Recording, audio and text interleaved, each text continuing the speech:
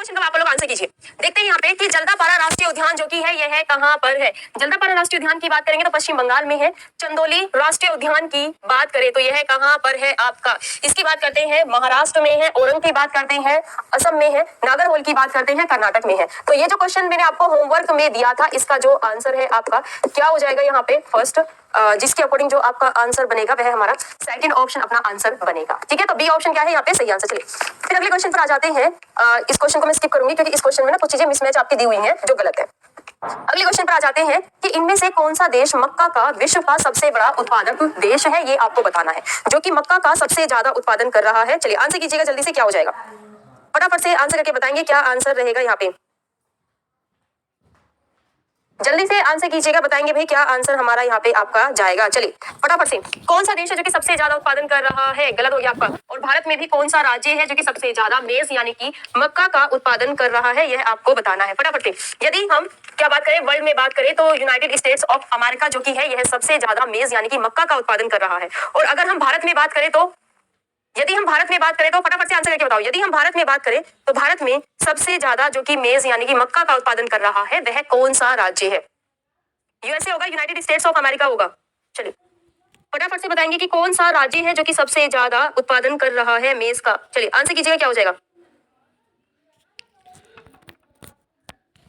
फटाफट से बताना है क्या हो जाएगा जल्दी से। राजस्थान, कर्नाटक, जल्दी से दोनों में से आंसर करके मुझे बताओ क्या होगा। इसके साथ ही अगले क्वेश्चन पर आ जाते हैं फटाफट से। कर्नाटक ओके, झारखंड, राजस्थान, जल्दी से बताएंगे। पायल, बिहार, बिहार राज्य तो ऑप्शन में नहीं है कहीं से कहीं तक भी। झारखंड भी नहीं है शंकर।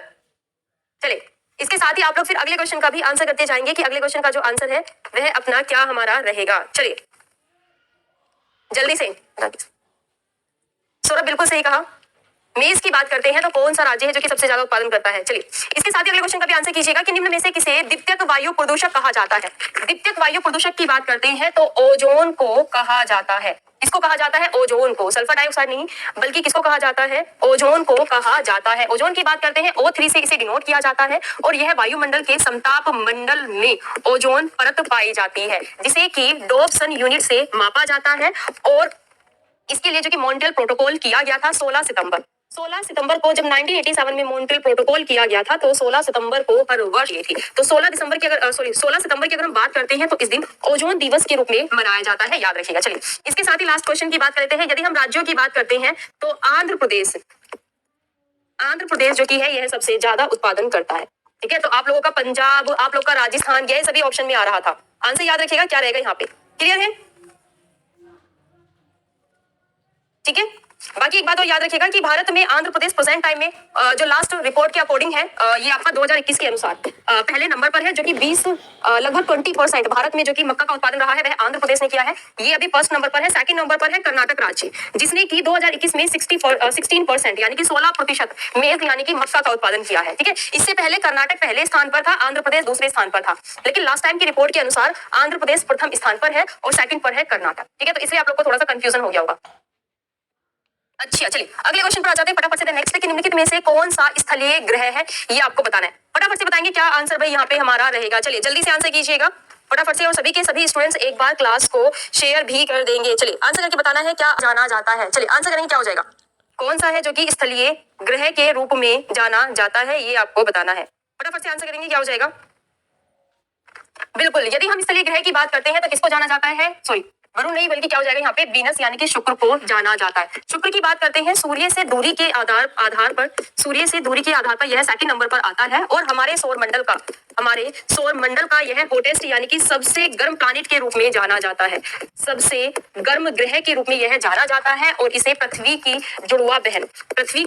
जुड़वा बहन यानी कि ट्विन सिस्टर भी कहा जाता है। शुक्र को ट्विन सिस्टर भी इसे कहा जाता है। साथ ही साथ इसे मॉर्निंग एंड इवनिंग का स्टार भी कहा जाता है।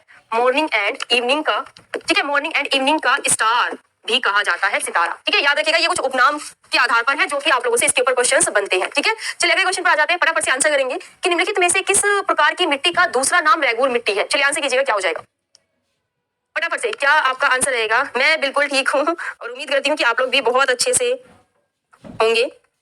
बताएंगे जल्दी से क्या आंसर यहाँ पे हमारा रहेगा फटाफट से, क्या भाई अपना जो आंसर है वह यहाँ पे हमारा रहेगा। चलिए आंसर कीजिएगा क्या हो जाएगा। चलिए ब्लैक सॉइल, बिल्कुल सही। क्या हो जाएगा? यदि हम इसकी बात करते हैं तो काली मिट्टी को रेगुर मिट्टी के नाम से भी जाना जाता है और भारत में सेकंड नंबर पर जो कि हाईएस्ट यानी कि लार्जेस्ट सबसे ज्यादा नंबर पर, दूसरे नंबर पर सबसे ज्यादा मिट्टी जो भारत में पाई जाती है वह कौन सी पाई जाती है? काली मिट्टी पाई जाती है। क्योंकि फर्स्ट नंबर की बात करते हैं तो भारत में सबसे ज्यादा जो मिट्टी पाई जाती है यह है जलोढ़ मिट्टी पाई जाती है। ठीक है, याद रखिएगा। इसके साथ ही ब्लैक सॉइल की बात करते हैं तो यह कपास की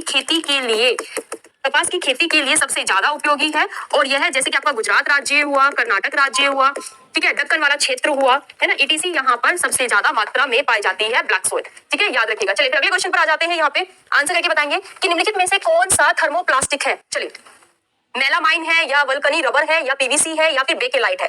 चलिए क्वेश्चन का आंसर कीजिएगा। ये आपका साइंस का फैक्ट है। आंसर करके बताएंगे क्या हमारा आंसर अपना रहेगा। थैंक यू चॉकलेट के लिए बहुत बहुत धन्यवाद, बट काश आप ये चॉकलेट यहाँ पर दे पाते तो ज्यादा अच्छा लगता।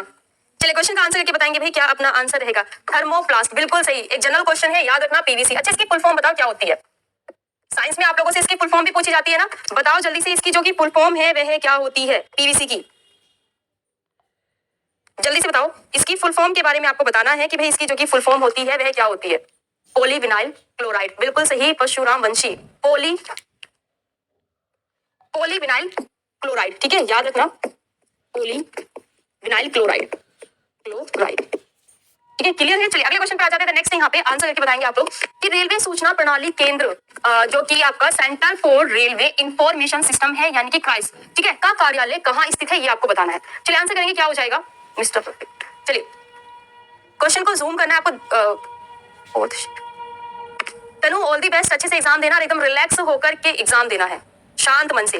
जाते जाते फर्रे मत पढ़ना क्योंकि आपको ये लेते हैं। तो इसका जो कि मुख्यालय है वह कहाँ पर है? नई दिल्ली में, बिल्कुल सही। चलिए बात कर लेते हैं क्या हो जाएगा यहाँ पे। इसकी बात करते हैं तो न्यू दिल्ली में इसका मुख्यालय है। नेक्स्ट है कि जल संसाधन मंत्रालय की स्थापना किस वर्ष में हुई थी और वर्तमान समय में भारत की जो कि मिनिस्ट्री ऑफ वाटर रिसोर्सेज है इसे कौन संभाल रहा है ये भी आपको बताना है। चलिए भारत में जल संसाधन जो मंत्रालय है जो कि जल के संचय यानी कि एक तरह से जल का भी यूटिलाइज किया जाए तो इसके लिए भारत में मंत्रालय बनाया गया था। और इस मंत्रालय को किस वर्ष में बनाया गया था?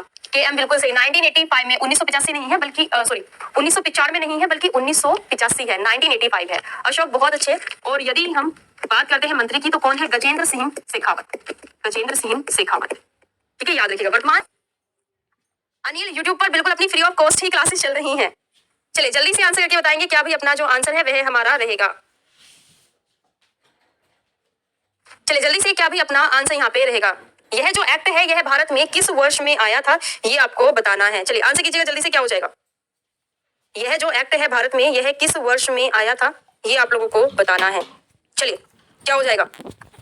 सबसे पहले इसकी बात कर लेते हैं POCSO यानी कि protection of children sexual offence act, ठीक है, और यह भारत में 2012 में लाया गया था। ठीक है, याद रखिएगा। चलिए अगले क्वेश्चन पर आ जाते हैं, फटाफट से आंसर कीजिएगा कि प्राकृतिक चयन का सिद्धांत किसने दिया था? बताइए। नेचुरल सिलेक्शन, कि भाई जो प्रकृति के स्वरूप अपने आप को चेंज कर पाता है उसका ही सिलेक्शन होता है। और ये जनरल फैक्ट है। अगर हम अपने डेली जैसे कि हम लोग अपने गवर्नमेंट फील्ड में अगर बात करें तो अगर आप डेली पढ़ रहे हैं, मेहनत कर रहे हैं और एक सही डायरेक्शन में कर रहे हैं तो ऑफकोर्स प्राकृतिक आपका चयन करेगी, यानी कि जो कि जॉब है, एग्जाम है, उसमें आपका सिलेक्शन होगा। और अगर आप अपनी धुन में लगे रहेंगे कि देखा जाएगा ये वो, इधर उधर ताका झाकी कर रहे हो, कमेंटबाजी कर रहे हो, फिर थोड़ी ना प्रकृति आपको बुलाएगी। फिर तो बस ये है कि आप ऐसे ही करते रहिए। चलिए आंसर करके बताएंगे जल्दी से, क्या हो जाएगा। Charles Darwin. ठीक है, क्या हो जाएगा। Charles Darwin. अच्छा, इनकी बुक का नाम और बताओ जो कि इन्होंने नेचुरल सिलेक्शन पर लिखी है अपनी बुक। इनकी बुक का नाम और बताइए फटाफट से आप। लूजर एक्चुअली टाइम सेट नहीं हो पाया था लेकिन आज अपनी क्लास रहेगी। आज जो कि अपनी क्लास है ना यह 12 PM पर होगी और आपने इवेंट भी देखा होगा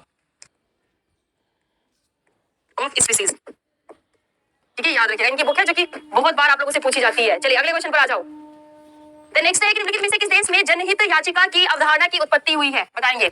यानी कि पब्लिक इंटरेस्ट लिटिगेशन किस कंट्री से इसका जो कॉन्सेप्ट है यह आया है? बताइए किस देश से यह जो कॉन्सेप्ट है यह आया है, बताना है आप लोगों को याचिका के बारे में। चलिए आंसर कीजिएगा जल्दी से, क्या हो जाएगा फटाफट से। संयुक्त राज्य अमेरिका, बिल्कुल सही। क्या हो जाएगा। संयुक्त राज्य अमेरिका। ठीक है, और हमने अपने जो कि कर्तव्य का पालन करने का जो कि DPSP है यह कहां से लिए हैं? अपने रूस देश से लिए हैं।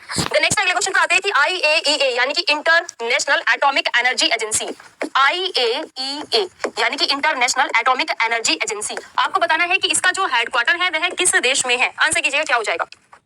DPSP, बिल्कुल सॉरी डीपीएसपी हमारे आयरलैंड से ले गए हैं, एक मिनट रुको। जो हमारी फंडामेंटल ड्यूटीज हैं ये हमारी रूस से ली गई है और जो हमारे डीपीएसपी है ये हमारे लिए गई है आयरलैंड से।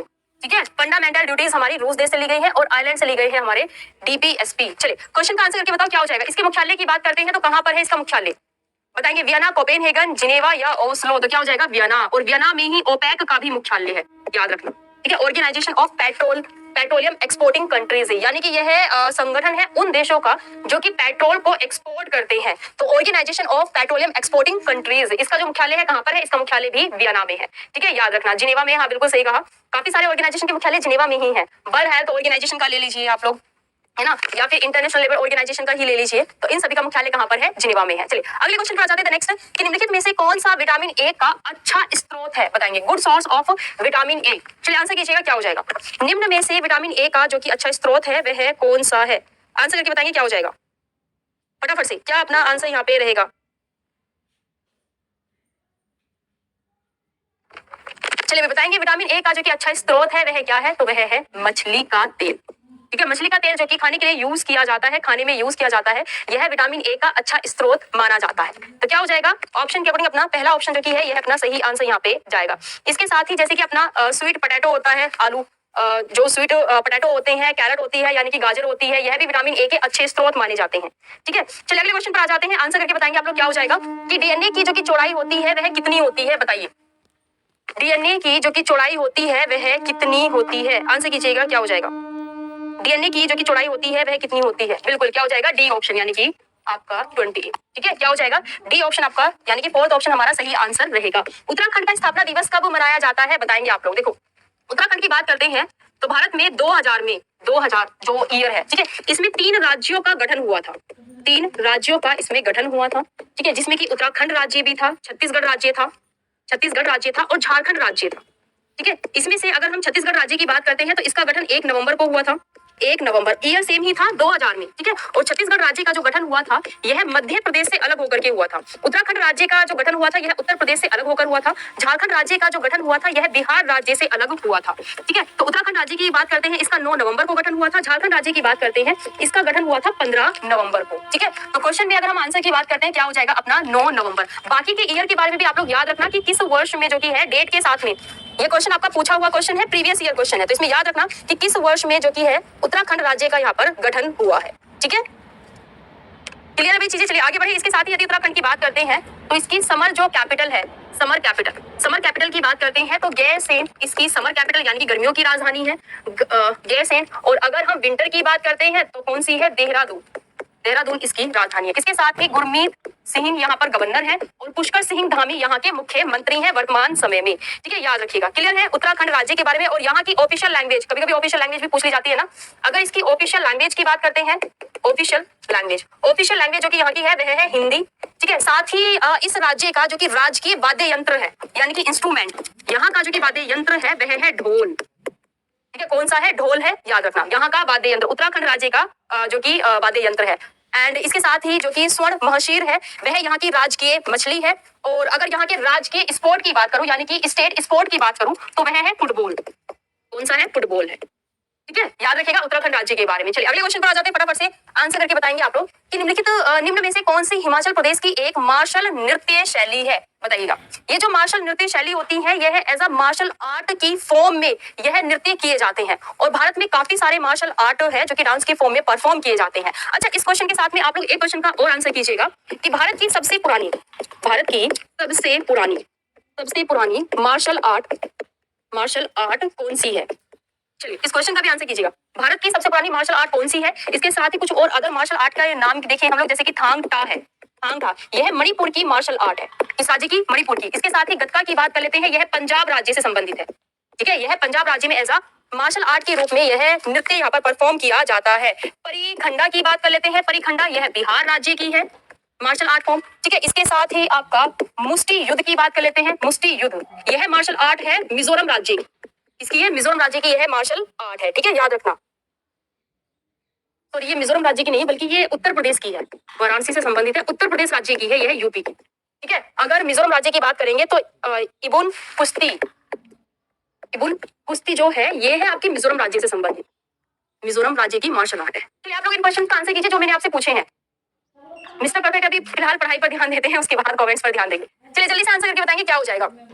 इन सभी की बात करते हैं, यह सभी हिमाचल प्रदेश के नृत्यों के लिए ही जाने जाते हैं, लेकिन जो कि आपका मार्शल आर्ट किया जाता है, यह आपका डी ऑप्शन होगा, यानी कि फोर्थ ऑप्शन होगा। ठीक है, तो क्या हो जाएगा फोर्थ ऑप्शन। इसके साथ ही जैसे कि मर्दानी है, यह आपका महाराष्ट्र राज्य का मार्शल आर्ट है। ये सभी मैंने मार्शल आर्ट के नाम लिखे हैं, ठीक है, इसको नोट कर लीजिएगा। इसके साथ ही पाइका है, पाइका पाइका आपने सुना होगा कि यह उड़ीसा राज्य में होता है और झारखंड राज्य में होता है। एक्चुअली यह इन राज्यों का मार्शल आर्ट नृत्य है, ठीक है, याद रखना। और जैसे कि वर्मा कलाई हुआ, वर्मा कलाई मार्शल आर्ट की बात करते हैं, ये तमिलनाडु राज्य का है मार्शल आर्ट, ठीक है। और सबसे पुराने की बात करें, जो मैंने आपसे क्वेश्चन पूछा था, सबसे पुराना जो कि है वह कौन सा है, वह है कलरी पयट्टू, ठीक है। और ये आपका केरल राज्य से संबंधित है। बहुत बार पूछा जाता है कलरी पयट्टू के बारे में, मार्शल आर्ट की फॉर्म में किया जाता है। बिल्कुल सही श्रेया, बहुत बढ़िया। चलिए बाकी सभी ने बहुत ही कमाल से किया था। राम राम, मैंने आपको कमेंट में से अभी देखा है। ओके शंकर, चलिए ठीक है, याद रखना। बहुत बार पूछा जाता है कि कलरी पयट्टू यह किस राज्य से संबंधित। सिक्किम राज्य की बात करते हैं तो भारत का सिर्फ एक राज्य है जो इससे अपनी सीमा साझा करता है, और वो कौन सा राज्य है देखते हैं। चलिए मैप में हम लोग देखो, यहाँ पे सिक्किम राज्य की बात करेंगे। ये छोटा सा आपको दिखाई पड़ रहा होगा, ये इत्तू सा, ये जरा सा नन्ना सा जो दिखाई पड़ा है, ये है सिक्किम राज्य। ये रहा यहाँ पर सिक्किम राज्य, ठीक है, सिक्किम राज्य है। इसके जस्ट अगर आप इधर की तरफ देखोगे तो ये नेपाल देश है, और इधर की तरफ देखोगे तो भूटान है, और ऊपर है चाइना देश, यानी कि तिब्बत वाला जो क्षेत्र है जो कि चाइना ने ही ऑक्यूपाई किया हुआ है। तो तीन देशों तक उससे तो ये अपनी सीमा साझा करता है। और भारत की अगर हम राज्य की बात करें ना, तो यहाँ से ये आ रहा है पश्चिम बंगाल, ये रहा, ये पश्चिम बंगाल पूरा का पूरा, यहाँ से लेकर के पूरा, देखो मैं इसकी आउटलाइन कर रही हूँ तो आपको हाईलाइट हो जाएगा ये अच्छे से। ये पूरा का पूरा है पश्चिम बंगाल, ठीक है, याद रखना। तो सिर्फ पश्चिम बंगाल इससे अपनी सीमा साझा करता है, ठीक है, याद रखिएगा। चलिए अगले क्वेश्चन पर आ जाते हैं हम लोग। यहाँ पर आंसर कीजिएगा क्या हो जाएगा। इसके साथ ही एक बात और याद रखना, सिक्किम राज्य के बारे में भी कुछ फैक्ट आप लोगों को बता देती हूँ। जैसे कि यहाँ पे गवर्नर की बात करेंगे तो वर्तमान समय में कौन है, गंगा प्रसाद, ठीक है। प्रेम सिंह तमांग यहाँ पर वर्तमान समय में मुख्यमंत्री हैं। गंगटोक यहाँ की राजधानी है, गंगटोक, ठीक है। यहाँ पर राज्यसभा की एक सीट है, लोकसभा की भी यहाँ पर एक ही सीट है, ठीक है। और अगर मैं यहाँ पर विधानसभा की सीटों की बात करूं तो यहाँ पर 32 विधानसभा की सीटें हैं, ठीक है। इसके एरिया की बात करूं तो लगभग 7032 किलोमीटर स्क्वायर में फैला हुआ है, लगभग में याद रखिएगा, लगभग में, ठीक है। और इससे छोटे की बात आप जानते ही हैं, गोवा राज्य है जो कि इससे भी छोटा भारत का राज्य है, ठीक है। ये सभी की सभी चीजें जो कि हैं सिक्किम राज्य के बारे में याद रखना। बाकी यहाँ पर अगर मैं डिस्ट्रिक्ट की संख्याओं की बात करूं तो इसमें जो कि डिस्ट्रिक्ट की संख्या है, जो जिले हैं यहाँ पर कितने हैं, यहाँ पर 6 जिले हैं। यहाँ का जो पालतू पशु है वह रेड पांडा है, लाल रंग का पांडा, ठीक है। चलिए अगले क्वेश्चन पर आ जाते हैं। नेक्स्ट आंसर कीजिएगा यहाँ पर क्या हो जाएगा कि भाई छत्तीसगढ़ राज्य का स्थापना दिवस कब मनाया जाता है। अभी लास्ट वाला जो क्वेश्चन था उसमें मैंने आप लोगों को बताया था ना 3 राज्यों के बारे में कि भाई 2000 ईयर में 3 राज्यों का गठन हुआ है, ठीक है, 3 राज्यों का गठन हुआ है, जिनमें से एक छत्तीसगढ़ राज्य था। फटाफट से जरा चेक करते हैं कि अगर आपका फोकस क्लास में है तो आपको कितना याद है। शंकर एक्चुअली अभी बच्चे नए जुड़े हैं ना, तो थोड़ा सा चीजों को बैलेंस में लेकर जाओ, ठीक है। 2000 ईयर में, और किससे अलग हुआ है, मध्य प्रदेश राज्य से अलग हुआ है। चलिए यहाँ के गवर्नर का, मुख्यमंत्री का नाम आप लोग मुझे बताओ। यहाँ के मुख्यमंत्री और गवर्नर का जो नाम है वह आप लोग मुझे बताओ। बाकी यहाँ पे राज्यसभा की बात करते हैं तो यहाँ पर 5 तो राज्यसभा की सीटें हैं, लोकसभा की बात करते हैं 11 लोकसभा की सीटें हैं, विधानसभा की बात करते हैं तो यहाँ पर 90 विधानसभा की सीटें हैं, ठीक है, याद रखिएगा। जो मैंने आपसे पूछा है फटाफट से बताओ, यहाँ के मुख्यमंत्री और यहाँ के गवर्नर। मुख्यमंत्री की बात करेंगे भूपेश बघेल है, भूपेश बघेल, और अनुसुईया उके जो की है यह यहाँ की गवर्नर है। छत्तीसगढ़ राज्य की सबसे पहली महिला जो गवर्नर है वह अनुसुईया उके है, ठीक है, याद रखिएगा। अगर कभी पूछा जाए ना कि छत्तीसगढ़ राज्य की सबसे पहली महिला गवर्नर कौन रही है तो आप कहेंगे अनुसुईया उके, ठीक है। चलिए अगले क्वेश्चन पर आ जाते हैं कि वर्तमान में भारतीय खेल प्राधिकरण के महानिदेशक निम्नलिखित में से कौन थे, ये आपको बताना है। वर्तमान समय के बारे में आपको क्वेश्चन का आंसर करके बताना है कौन है। चलिए आंसर कीजिएगा क्या हो जाएगा फटाफट से। वैसे ये आपका यहाँ पर एज इसको मैं यहाँ से रिमूव कर देती हूँ, आपको करंट टाइम के अकॉर्डिंग आंसर करके बताना है क्या हो जाएगा। चलिए अब क्वेश्चन का आंसर कीजिएगा क्या हो जाएगा। चलो आंसर कीजिए क्या हो जाएगा। Who among the following was the director general of sport authority of India. So कौन है, अनुराग ठाकुर, बिल्कुल सही। वर्तमान समय में कौन संभाल रहे हैं, अनुराग ठाकुर संभाल रहे हैं। साथ ही यह है हमारा जो कि स्पोर्ट मिनिस्ट्री है, स्पोर्ट मिनिस्ट्री को भी यह संभाल रहे हैं, ठीक है, याद रखिएगा। इसके साथ ही यहाँ पर स्पोर्ट मिनिस्ट्री ऑफ अथॉरिटी की बात करते हैं तो इसकी जो स्थापना है यह 1984 में की गई है, और इसका जो मुख्यालय है कहाँ पर है, दिल्ली में, ठीक है, कहाँ पर है, दिल्ली में है। चलिए निम्नलिखित में से कौन सी श्रीलंका की पहली आधिकारिक भाषा है ये बताइए। अगर मैं श्रीलंका की बात करूं तो इसकी 2 ऑफिशियल लैंग्वेज है, 2 ऑफिशियल लैंग्वेज है इसकी, जिसमें से एक तो है तमिल, ठीक है, और दूसरी कौन सी है, दूसरी है सिंहली। क्या है, सिंहली। चलिए एक क्वेश्चन का और आंसर कीजिएगा। Oldest name of Sri Lanka, oldest name of Sri Lanka, Sri Lanka को पहले किस नाम से जाना जाता था ये आपको बताना है। जल्दी से आंसर कीजिए क्या हो जाएगा। इसके साथ ही अगर मैं यहाँ की कैपिटल की बात करूं तो इसकी ना 2 कैपिटल है, इसकी दो कैपिटल है। एक तो इसकी जो कि इसकी राजधानियों की बात करें तो इसकी जो कि लेजिस्लेटिव राजधानी है वह है श्री जयवर्धनपुरम कोटे। यह इसकी लेजिस्लेटिव है, ठीक है। और इसके जो एग्जीक्यूटिव एंड जुडिशियल जो कि इसकी राजधानी है वह है कोलंबो। कौन सी है? कोलंबो है। साथ ही कोलंबो सबसे बड़ा शहर भी है श्रीलंका का, सबसे बड़ा शहर है। और श्रीलंका भारत का पड़ोसी देश है, ठीक है, जो कि गल्फ ऑफ मन्नार, ठीक है, एंड पाक स्टेट से अलग होता है, पाक स्टेट के माध्य से अलग होता है, सेपरेट होता है, ठीक है। चलिए आंसर कीजिएगा। मैंने जो आपसे पूछा है कि इसका जो पुराना नाम है वह क्या है, ये मुझे बताओ, फटाफट से आंसर करो। इसका जो पुराना नाम है वो क्या है? सिलोन। हर्ष बहुत बढ़िया, क्या हो जाएगा? सिलोन। इसके पुराने नाम की बात करते हैं तो क्या हो जाएगा यहाँ पे? सिलोन, ठीक है। सिलोन इसका पुराना नाम है। बाकी यहाँ के राष्ट्रपति की बात करें तो रानिल विक्रम सिंघे यहाँ के राष्ट्रपति हैं वर्तमान समय में। और दिनेश वर्धने, लंबा सा सरनेम है वैसे उनका, दिनेश वर्धने से याद रखना, जो कि है यहाँ के यहाँ के प्रधानमंत्री हैं। राष्ट्रपति रानिल विक्रम सिंघे और अगर यहाँ के प्रधानमंत्री की बात करेंगे तो वह दिनेश हैं, ठीक है। चलिए अगले क्वेश्चन पर आ जाते हैं कि भाई निम्नलिखित में से किसे प्रकृति संरक्षण के लिए अंतरराष्ट्रीय संघ यानी कि IUCN, इसकी फुल फॉर्म और देख लीजिएगा, international union for conservation of nature, द्वारा तेजी से लुप्त प्राय प्रजातियों में से एक घोषित किया गया। चलिए फटाफट से आंसर करके बताएंगे क्या हो जाएगा। प्रांशु चीन के गर्जे में डूब गया। चीन तो सबको ही गर्जे रेड डाटा बुक को जारी करता है जिसमें कि लुप्त होने वाली प्रजातियों के नाम मेंशन किए जाते हैं, यानी कि लिखे जाते हैं। और इनमें से यदि हम बात करते हैं तो जायंट अफ्रीकन सेल का जो कि नाम है वह लुप्त प्राय प्रजातियों में शामिल किया गया है। इसके साथ ही यदि हम IUCN की बात करते हैं तो इसकी स्थापना 1948 में की गई है। और इसके मुख्यालय की बात करेंगे तो ग्लैंड जो कि स्विट्जरलैंड का शहर है, यहाँ पर इसका मुख्यालय है। और ग्लैंड की बात करेंगे तो यहाँ पर किसका और मुख्यालय है? कल जो मैंने बताया था, बताइए, कल मैंने आप लोगों को एक्सप्लेनेशन में बताया था कि ग्लैंड में और किसका मुख्यालय है, तो बताएंगे जल्दी से क्या हो जाएगा, फटाफट से जल्दी से। मैंने क्या बताया था आप लोगों को कि ग्लैंड में और किस संगठन का मुख्यालय है? इसका तो मुख्यालय है ही, साथ में और किस संगठन का मुख्यालय? अखिल जो क्लास की PDF मिलेगी ना वो टेलीग्राम चैनल को आप सर्च कर लीजिएगा। टेलीग्राम चैनल जो है वह चलाई है जब शाहजहां बीमार पड़ गया था तो उसके जो पुत्र थे तो उसके 3 पुत्रों के बीच में उत्तराधिकारी को लेकर के लड़ाई हुई थी। वैसे तो दारा शिकोह उसका बड़ा बेटा था शाहजहां का, तो उत्तराधिकारी यही बनना चाहिए था, लेकिन इसका तीसरे नंबर का बेटा जो कि औरंगजेब, वो चौथे नंबर का बेटा जो कि मुराद बख्श था, वे भी उत्तराधिकारी बनना चाहते थे। जिसके फलस्वरूप इन तीनों की संयुक्त लड़ाई हुई थी, जो कि कौन सी? सामूगढ़ की लड़ाई यहाँ पर लड़ी गई थी। इसमें क्या हुआ कि दारा शिकोह जब युद्ध में लड़ रहा था तो ये अपने हाथी से, वो था जोश में अपने हाथी से नीचे उतर करके आ गया लड़ने में। और वो कहते हैं कि जब आप जोश में होते हो तो होश खो बैठते हो, तो इसको ये ध्यान नहीं गया कि अगर ये हाथी से यानी कि अपने पद से नीचे उतर आएगा तो फिर अगर जो मतलब एक मेन मुखिया होता है युद्ध में, अगर वही अपने पद पर ना बैठा हुआ हो तो इट मींस कि भाई जब राजा ही नहीं रहा तो फिर लड़ाई कैसी। तो जब ये नीचे उतर के आ गया तो इसको इसकी सेना को लगा कि गया, ये तो गया। तो इसके फलस्वरूप वह वापस भाग खड़े हुए थे और औरंगजेब को फिर इन्हें हराने में आसानी हुई थी। खैर दारा शिकोह भी वहां से भाग निकला था। उसके बाद दारा शिकोह ने देवराई की लड़ाई की थी, दारा शिकोह ने वापस से औरंगजेब के साथ में, जो कि इसने 1659 में की थी, लेकिन उसमें भी औरंगजेब ने दारा शिकोह को हरा दिया था और जिसके बाद दारा शिकोह का उसने हत्या कर दी थी, वध कर दिया था।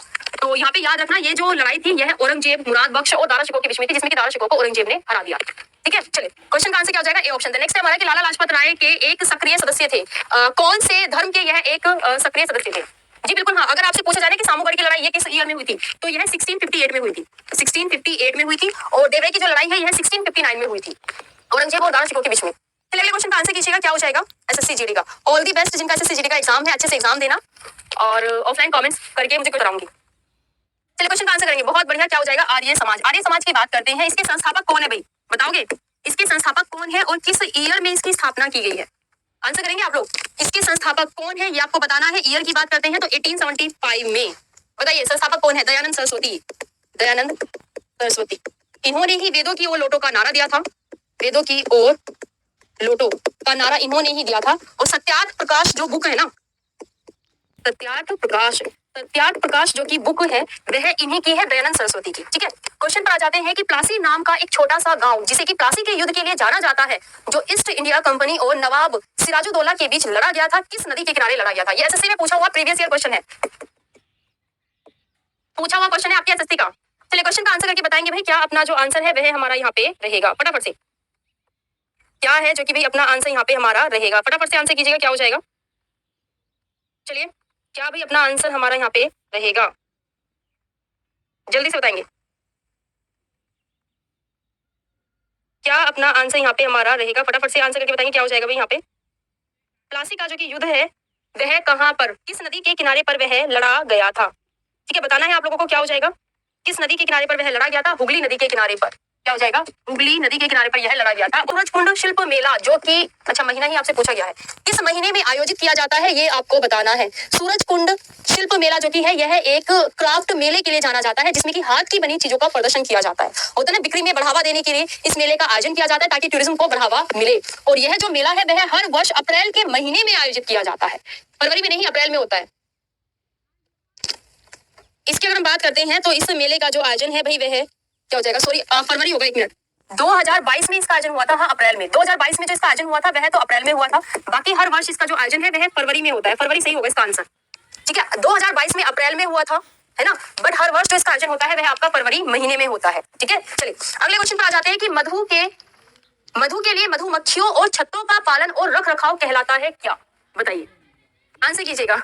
मधु आंटी है जो हमारे पड़ोस में ही रहती हैं, तो मधु के लिए मधुमक्खियों और छत्तों का पालन और रख रखाव कहलाता है क्या, बताएंगे क्या कहलाता है, यह आपको बताना है। क्या भाई कहलाता है, फटाफट से आंसर कीजिएगा, क्या हो जाएगा, क्या यहाँ पर कहलाता है बताना है आप लोगों को। एपीकल्चर कहलाता है, बिल्कुल सही। क्या हो जाएगा, एपीकल्चर। अगर हम फ्लोरिकल्चर की बात करते हैं तो फूलों की खेती को कहा जाता है, फूलों की खेती को। ठीक है, और अगर हम सेरीकल्चर की बात करें तो बताओगे, सेरीकल्चर की बात करें तो सेरीकल्चर जो की है यह किससे संबंधित है, आंसर कीजिए।